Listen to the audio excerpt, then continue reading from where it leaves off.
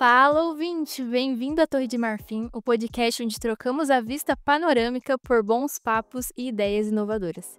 Aqui, ao invés de ficar isolado no topo da torre, a gente desce e conecta ciência, jogos e curiosidades para quem está antenado no futuro. Especialmente no episódio de hoje, estreamos nossa série de inteligência artificial.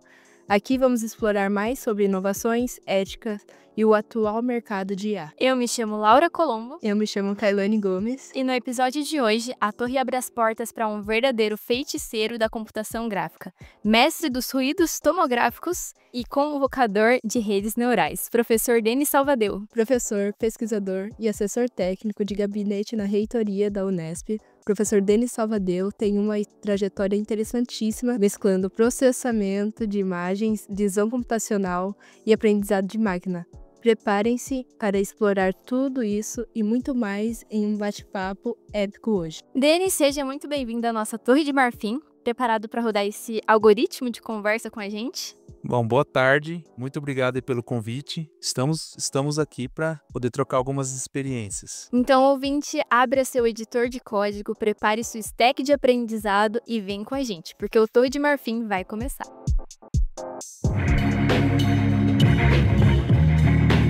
Você está ouvindo a Torre de Marfim, um programa que conecta você ao universo da tecnologia e do conhecimento. Primeiramente, muito obrigada, Denis, por ter topado participar desse episódio com a gente. Denis, conta pra gente qual que foi o momento que você olhou pra ciência da computação e falou, pô, é aqui que eu fico mesmo, aqui que é o meu lugar. Bom, a minha história dentro da computação, ela começou, na verdade, em 96, quando eu fiz um curso de DOS 6.22, né?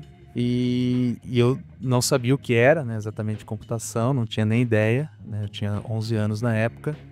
E lá foi um curso que foi dado dentro da prefeitura da minha cidade, uma cidade pequena, onde nós aprendemos os comandos básicos e eu percebi que eu me dava bem com aquilo. Mas posteriormente, né, eu fiz colégio técnico da Unesp em Bauru, onde lá foi realmente que eu descobri que aquilo era para mim, né. Eu me lembro, inclusive, nas primeiras aulas, né, quando a gente começou a fazer calculadora, e eu achei aquilo fantástico, desenvolver uma calculadora, né? Então, e foi emocionante, porque assim, hoje a gente para e pensa, como é que você, né, algo bem introdutório dentro do curso, né, você já se extasiava com aquilo e eu achei bastante interessante, né, a ideia de desenvolvimento, né? Mas com o tempo, né, ainda durante o curso, um outro momento que eu sempre costumo dizer que é um momento que a gente às vezes se descobre gostando muito da área, foi um momento onde eu estava no final já do meu curso de técnico e o que aconteceu? Era um trabalho de final de curso e tinha um certo problema lá que fazia dias que a gente estava, né, era um grupo grande, de 10 alunos nesse projeto e há vários dias a gente tentando resolver o problema. Numa codificação lá. E teve um dia que eu sonhei, falei, vou dormir mais cedo, e eu sonhei com a solução. Falei, acho que eu não olhei aqui, né? Eu acordei imediatamente, fui testar e era onde estava o problema, né? Então, aquilo foi algo assim emocionante mesmo, né? Eu falei, nossa. Então eu sempre gostei muito, depois que conforme eu fui tendo contato, fui gostando cada vez mais. Mas certamente foi no colégio técnico que eu descobri que realmente era o momento. A gente sabe que sua trajetória já passou por muitas fases, o bacharelado, mestrado, doutorado, o pós-doc e agora a docência, né? Qual foi o maior desafio que você já superou? Eu acho que há uma série de dificuldades que a gente passa, né, durante a nossa vida, né? Eu estudei escolas públicas a vida toda, né? Não tinha uma condição muito favorável em casa e tive que aliar, principalmente durante a graduação, a ideia de não ter muitos recursos e ao mesmo tempo estar longe da família. Então acho que esse é um desafio muito grande que eu passei, né? Então tinha até certas estratégias, né? Do tipo, vou aproveitar que eu tô aqui, vou estudar o máximo possível, né? Oportunidades de bolsa, tinha que procurar. E também para não ter reprovações. Então tinha uma meta assim, eu não posso ter reprovações. Porque eu acho que isso é um desafio a mais, né? Que eu acabarei incluindo na minha trajetória. Então foi uma busca que eu fiz de tentar não sofrer com isso e acabou dando certo, né? Mas aí cada um tem a sua história, né, e suas condições. E entre tantas áreas da computação, o que te atraiu para inteligência artificial, processamento de imagens? Essa é outra história bem interessante aí da minha graduação, porque quando eu fiz a disciplina lá na UFSCar, né, era a disciplina de algoritmos, né, o professor ele deu um trabalho, que era um trabalho para a gente fazer classificação de imagens de uma madeireira, mas era algoritmo, né? E conforme ele deu as várias etapas pra gente fazer desse algoritmo, foi explicando e tal, e eu achei aquilo muito interessante, né? Quer dizer, como é que a partir da imagem você consegue dizer se a madeira é qualidade A, B ou C? Isso no meu primeiro ano. E aquilo eu achei tão interessante que eu procurei o professor depois. Eu já sabia que eu queria fazer uma iniciação científica, que eu queria ir para um mestrado, etc. Então, quando eu procurei ele, imediatamente foi dando novas orientações, e aí eu fui seguindo nessa área de imagens. Gostei muito de trabalhar com imagens, né? E já era um problema de visão computacional que visão computacional alia, né, a área de inteligência artificial com imagens, no caso. Então, depois disso eu não saí mais da área de imagens. Eu sempre vim trabalhando com imagens, mas utilizando cada vez mais técnicas diferentes de aprendizado de máquina, no caso, né? Hoje em dia, redes neurais, deep learning e assim por diante. A gente viu que você também estudou fora. Como foi a sua experiência lá na UPenn? Bom, a gente ir para fazer um intercâmbio, né? No caso, era um intercâmbio, eu já era professor nesse caso, né? É bem interessante porque você acaba tendo contato com outras pesquisas e outros pesquisadores. Esse pesquisador que eu estive lá, ele era um pesquisador de ponta na área de estudos na área de mamografia digital. Então, o primeiro ponto que eu acho que eu vejo que é bem importante quando a gente ir para fora é realmente a gente ter contato com essas outras pesquisas de ponta, né? Com pessoas que realmente são os precursores da área, né? Então, a gente aprende muito, muito. E, obviamente, lá eles têm, muitas vezes, mais recursos do que a gente, né? Por exemplo, nesse laboratório que eu estava, né, eles fabricavam equipamentos, eles estavam produzindo protótipos novos de equipamentos, né? O que ficava distante da minha prática do dia a dia. Eu normalmente pegava a imagem pronta, né? Mas, sem dúvida nenhuma, entender como funcionava o equipamento, os custos também que eles tinham muitas parcerias com a indústria, né? Então sempre com os outros fabricantes. Então você acabava entendendo um pouco melhor esse ecossistema todo de pesquisa, né? De uma forma mais ampla. E, obviamente, você estava sempre em contato com outros recursos, né, outros pesquisadores, outras pesquisas. Então, isso é muito enriquecedor. E algo que eu acho também muito importante quando a gente fala de intercâmbio, isso seja qualquer nível desde uma iniciação científica, você fazer um intercâmbio ou uma pós-graduação, é porque você também aprende muito a cultura daquele outro país, né? Então, isso sem dúvida é algo que enriquece muito e que te traz, assim, uma visão crítica de muitas coisas da sociedade do seu próprio país, né? Então, a gente vê coisas ruins também, obviamente, mas traz essas reflexões que eu julgo que ajuda a gente na nossa formação também como cidadão, como pessoa que também vai formar outras pessoas, né? Você com uma visão mais aberta, cultural, na própria área. Exatamente, você amplifica muito, né, a sua bagagem cultural como um todo, a sua visão de mundo, né? Então você muitas vezes se questiona, né? Poxa, isso poderia ter no Brasil, né? Até falando de um outro momento que eu estive fora, quando meu doutorado, eu fiquei na França, né? E lá foi o primeiro momento que eu me questionei muito sobre isso, né? Então, por exemplo, lá eu não precisava de carro, né? Eu convivia muito bem com o transporte público, né? E você fala assim, poxa, por que não pode ser assim, né? Então a gente começa a refletir muitas coisas em diversos assuntos, né? Não só na sua pesquisa em si, obviamente que você vai para fazer isso, mas você vive, né? Você está vivendo lá, então você acaba estando em contato com outros problemas e outras soluções. Você trabalha com o processamento de imagens médicas e redes neurais, né? O que te levou para decidir que ia fazer esse cruzamento entre IA e saúde? Te motivava? Foi em algum momento que passou a ser algo que brilhava seus olhos ou foram os caminhos que te levaram a isso? Tem uma situação que quando o mundo da área de computação mudou muito desde a minha graduação, né? Então, assim, o que acontece? Hoje em dia, com a globalização, com o crescimento da carreira, hoje em dia as oportunidades, até do ponto de vista salariais, são muito... você consegue ganhar bem, digamos assim, de onde você está, né? Você não precisa mais ir para uma capital, por exemplo. E eu sempre, eu morando no interior, tinha um certo receio de ir para a capital, né? Até cheguei a prestar vestibular para medicina. Mas eu sempre gostei muito da área médica por um motivo muito especial, particularmente, que é até utópico, né? Mas de que se eu faço algo dentro da área médica, eu posso contribuir com muitas pessoas, né? Então, se eu encontro uma solução ou contribuo para uma solução de um novo exame médico, de tentar ajudar a reconhecer um câncer, por exemplo, melhor, eu acabo ajudando os pacientes. Então, o meu interesse principal foi esse, né? Só que a gente tem uma dificuldade de trabalhar com a área médica, que seja justamente conseguir imagens, tá? Mas tem toda essa questão de ética, exatamente, né? Então, não está normalmente disponível publicamente, né? Tem que fazer parcerias e tudo mais. Então, mas assim, é uma área que me encanta muito, justamente por esse propósito, né?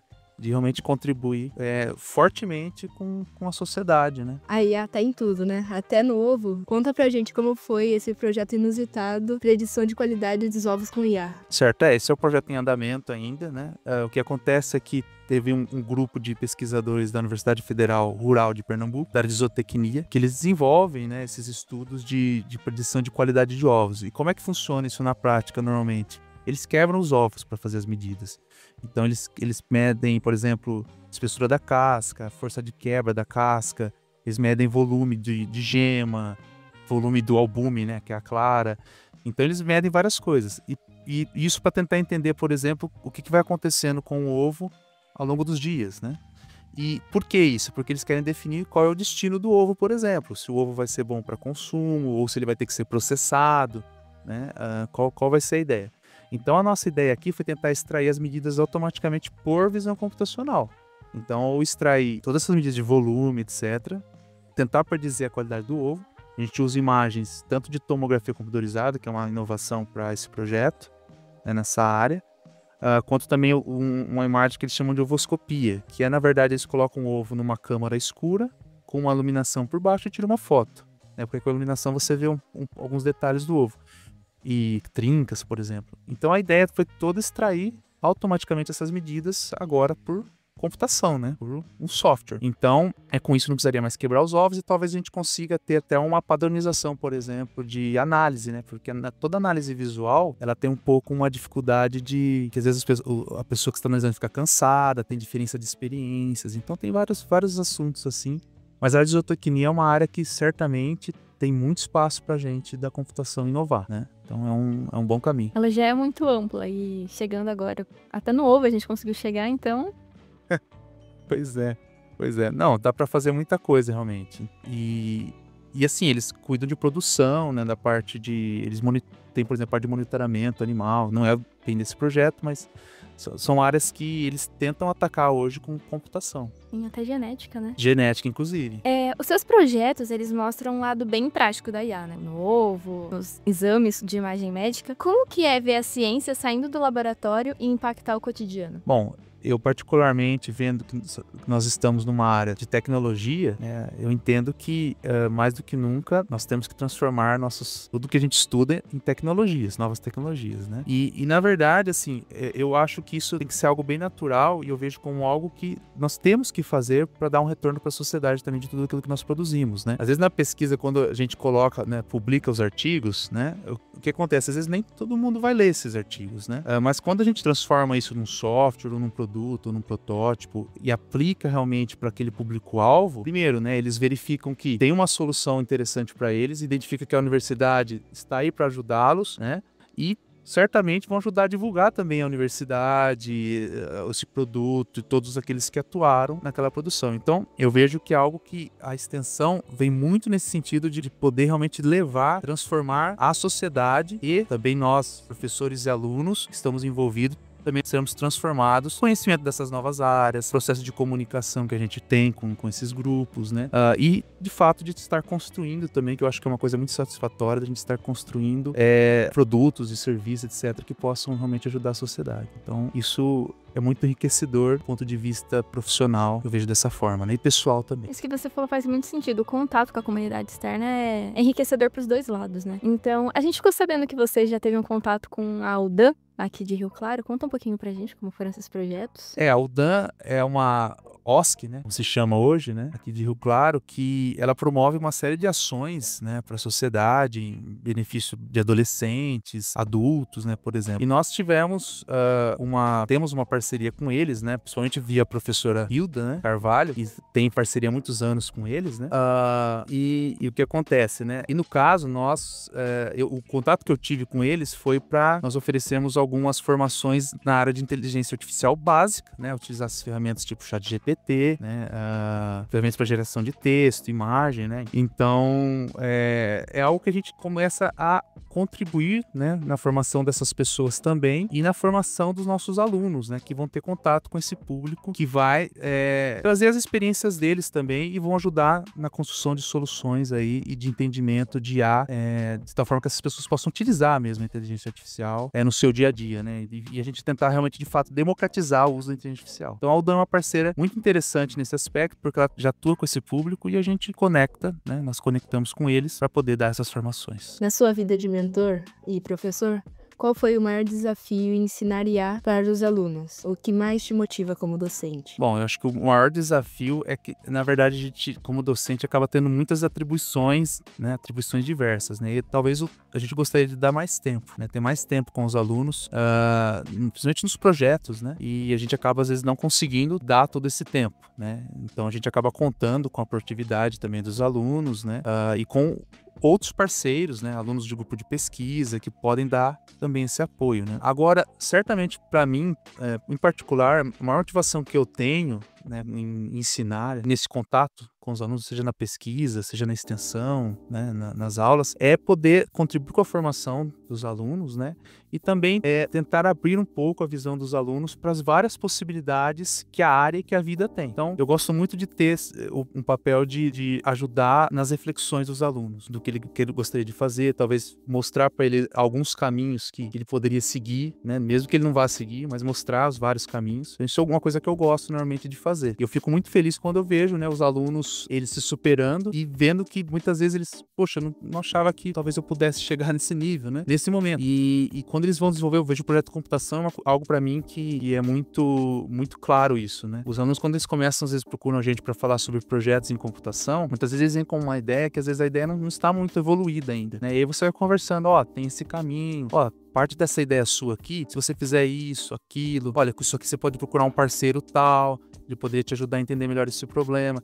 Então eles começam a abrir a visão deles e começam a vir com uma ideia que normalmente é diferente, bem diferente até do que eles pensaram inicialmente. E depois eles fazem isso, eles implementam isso lá, né? Então quando chega no projeto de computação no final, que eles mostram o resultado, o que a gente tem visto nesse tempo desde o ano passado, que tem projetos de computação sendo entregues, né? Nós vemos o quanto esses alunos se dedicaram e a qualidade do que eles entregaram. É gratificante. É muito bom. Então eu, como docente, até proponente desse componente curricular, eu fico muito feliz. Assim, como um todo, eu fico muito feliz de ver os alunos realmente evoluindo, né? E aproveitando as oportunidades que a instituição oferece e tudo mais, né? Então, eu acho que, no geral, a nenhuma, sua isso carreira ela mais me acaba sendo motiva muito como inspiradora docente para a maioria a dos continuar. alunos. É uma coisa que, inclusive, eu ouvi na nossa primeira aula de CC. Desde quando você começou falando que veio de escola pública e até os projetos que conseguiu fazer na área da saúde, principalmente, que é difícil não brilhar os olhos de alguém. E aí, para alguém que quer seguir seus passos, que se sentiu super motivado, que dica você daria para essa pessoa que está começando a se interessar por IA, por carreira acadêmica?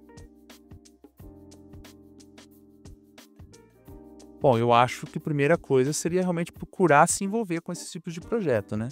Para quem já está na universidade, eu entendo que é procurar realmente ou o contato de um professor ou de algum grupo de alunos que gostaria de desenvolver algo conjuntamente, né? E tentar realmente pensar numa ideia, né? Eu vejo muito no currículo novo até de vocês, que seria muito interessante vocês aproveitarem o tempo que vocês têm, desses 4 anos e meio, para realmente desenvolver uma ideia, né? Que vai servir como projeto de computação, mas pode servir como um produto de entrada para uma startup, por exemplo, né?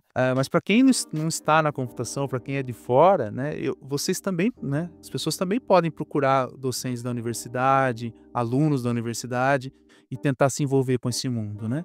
Pela extensão, por exemplo, é um caminho interessante.